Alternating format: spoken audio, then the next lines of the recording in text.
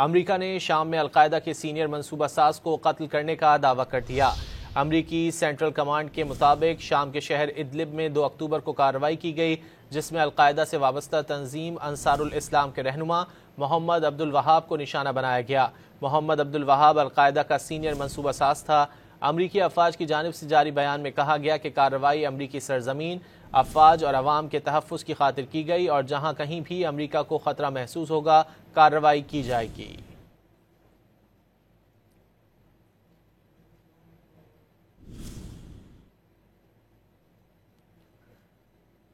امریکہ نے شام میں القاعدہ کے سینئر منصوبہ ساز کو قتل کرنے کا دعویٰ کر دیا۔ امریکی سینٹرل کمانڈ کے مطابق شام کے شہر ادلب میں 2 اکتوبر کو کارروائی کی گئی، جس میں القاعدہ سے وابستہ تنظیم انصار الاسلام کے رہنما محمد عبد الوہاب کو نشانہ بنایا گیا۔